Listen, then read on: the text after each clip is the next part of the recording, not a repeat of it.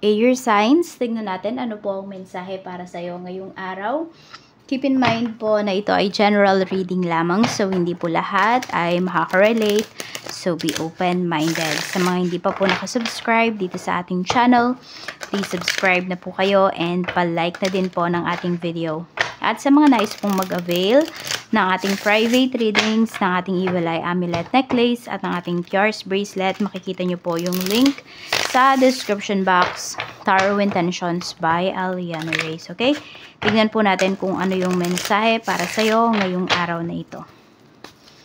Mensahe po natin, Spirit Guide. So, we have time to meditate. Air signs. Ayan. Kailangan nyo mag-isip-isip. Ano ba yung mga decisions na gagawin ninyo? Will it benefit you or the other person?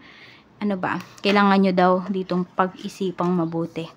Pagmuni-munihan po ninyo ang mga gagawin ninyong desisyon. Hindi to pwedeng padalos-dalos kayo dito.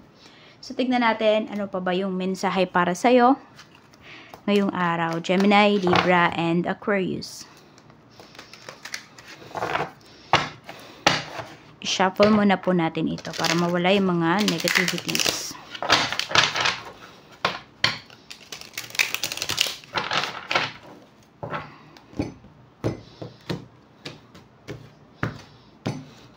We have feelings. Okay, napupuno ka dito ng feelings ngayon. Ibig sabihin, mas ito. 'Di ba? Mas ito yung nangingibabaw sa iyo instead of your isipan. So, kaya kailangan mo siyang pag-isipang mabuti kasi pwedeng baka nadadala ka lang ng feelings mo. Nadadala ka lang ng emotions mo. Pero, meron din dito pwedeng aamin sa'yo ng totoo niyang nararamdaman. Which is, yun yung kailangan mong pag-isipan. Kasi, di mo alam kung niloloko ka ba ng tao na yun. Or, nakikita ka lang ba niya as vulnerable. Kaya niya yan sinasabi sa'yo. Mirroring. This could be your twin flame pala yung ka-deal ninyo dito. We have married. Ayun, nagka-clash kayo ng person mo, ng asawa mo. So, some of you, ayan po, pwedeng may magpo-propose sa'yo dito. Or, ganito, gusto mo mangyari, air signs, na pakasalan ka ng person mo. Pero, pwedeng, yung pinapakita mo pala sa kanya, hindi kunwari, hindi pang husband material, hindi pang wife material. So, parang ganun yung dating. So, parang, yung gusto mo, hindi mo napaparating sa kanya ng maayos, hindi mo na po project ng maayos yan sa kanya. And, ganun din siya sa'yo. Pwede kasi na, ito naman talaga yung iniisip niya eh. 'Di ba? Pero dahil nga, yun, hindi kayo nagmi-meet halfway ng tao na to, hindi nyo nagigets yung isa't isa. Kaya ayan, parang puro lang kayo pag-iisip dito pareha. Siya din, nag-iisip din siya kung ano ba yung gagawin niya dito sa relationship ninyo. Ikaw din, nag-iisip ka din kung ano ba yung gagawin niyo sa relationship ninyo or saan ba patungo yung relationship ninyo. So, tignan natin ano pa yung mensahe para sa'yo pagdating naman po sa trabaho. Pagdating sa trabaho, Spirit Guide, kamusta po ang energy? Tignan natin. Okay, work po ni Gemini, Libra, and Aquarius. Kamusta ang work? Okay, we have 7 of Cups. So, maraming gawain ngayon. Madaming gawain. Pero mukhang may katulong naman po kayo dito. May ka-team naman kayo no, pagdating dito sa mga gawain na to. So, hindi naman kayo masyadong mape-pressure. We have 6 of Pentacles. Ayan nga po. May tutulong naman sa inyo kahit na marami kayong trabaho. I mean, hindi mo naman papasanin lahat ng ibibigay na trabaho ngayon pagdating dito sa trabaho po ninyo. Pagdating sa work ninyo. So, give and take lang kayo dito ng mga ideas, ganyan, ng pagtulong ng mga co-workers mo.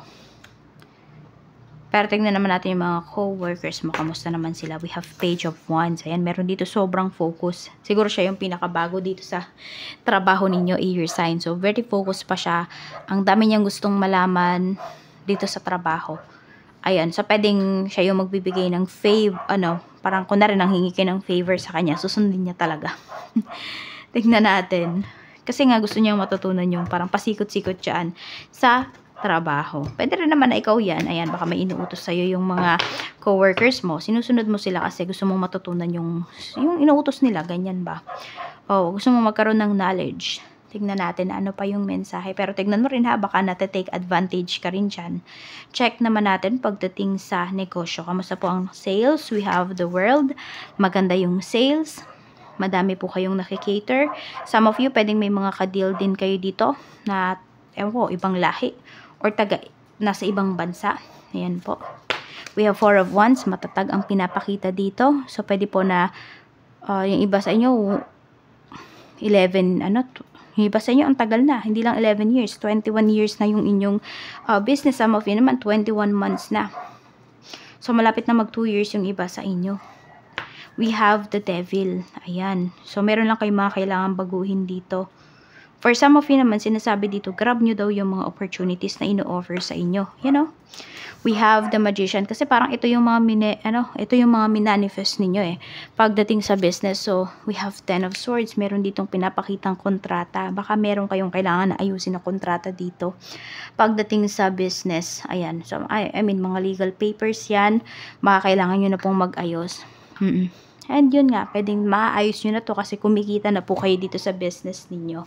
So, may improvements na pinapakita dito. Air signs. So, tignan natin ano pa yung mensahe pagdating naman sa kaperahan. Happy ka ba pagdating sa money mo? We have the hermit. So, nananahimik lang yung iba sa inyo dito. Maybe you have the money, but hindi mo siya, hindi mo pinangangalandakan na marami kang pera, na maganda yung kita mo. Air signs. Tahimik ka lang dito na kumikita. 5 of Pentacles. Ayun. Okay, yung iba kasi sa inyo, iwas kayo sa mga mangungutang. Kaya, hindi kayo talaga nag-share, no? Kahit na happy kayo pagdating sa finances ninyo. We have Ace of Cups. So, diba, happy talaga kayo. Ayan. Tsaka, meron din dito, it's either nakakabayad na po kayo ng mga utang or may nagbayad na sa inyo. Kaya, happiness na yung pinapakita dito. Tignan naman natin sa love life. Kamusta po? 8 of Swords. Pero meron dito na sa toxic relationship kayo. Ayan o. May nagbubulag-bulagan dito. Alam nyo naman yung sabihin natin. Nakikita nyo yung red flags pero di kayo nagtutuon ng pansin doon eh. Mas pinagtutunan nyo ng pansin yung positive things na ginagawa ng person po ninyo. Na kahit nakihirapan na kayo, yun pa rin yung tinitignan ninyo. Parang ayaw nyo bang masira kayo? Parang feeling mo, yan yung makakapag-save sa relationship ninyo, yung pananahimik mo. Air signs. Sa mga single, we have flight plan. Sometimes, things fall apart for better things to come. So, kung may nawala dito sa life ninyo, some of you, pwedeng kakabreak nyo lang with your person. Meant to be talaga na mangyari yun. Kasi pwedeng yung tao na yun, hindi talaga yun makakabuti sa'yo.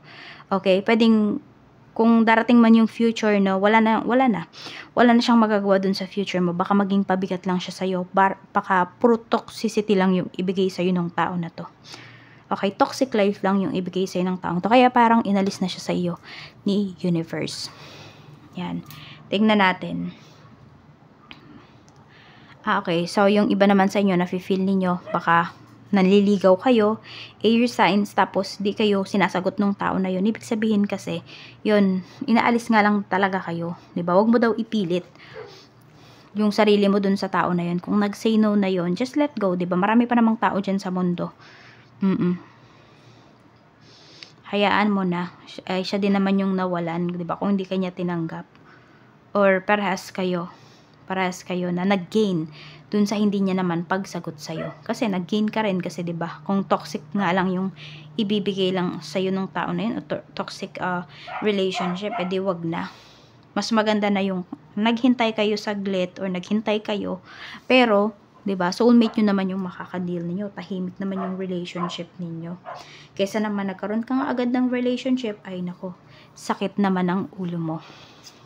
Sa mga in a relationship, truths unveiling. Confront issues with honesty, revealing secrets to light the way forward. Yun, meron kayong kailangang i-address dito. Kasi ayan po, pwedeng na-feel nyo na niloloko kayo ng person mo. There is something different, diba? May pagbabago sa kanya ngayon. So, i-address mo daw yun. Aamin ba yan sa'yo? The Star. Mukhang aamin naman yan sa'yo. Alam mo ba, nagsisisi kasi yan sa nagawa niya sa'yo. Itong person mo, kung may ginawa man siya sa'yo, nagsisisi po yan. Aamin yan. Kaya kausapin nyo na lang kaysa sa iba nyo pamalaman, 'di ba? Kaysa tuluyan kayong magkasira nitong person mo. Tingnan natin. Meron kayo kasing need malaman dito sa kanyang mga pinaggagawa. Check natin pagdating naman po sa mga married. Awakening child. From shock to epiphany. Embrace the upheaval as a catalyst for renewal. Okay.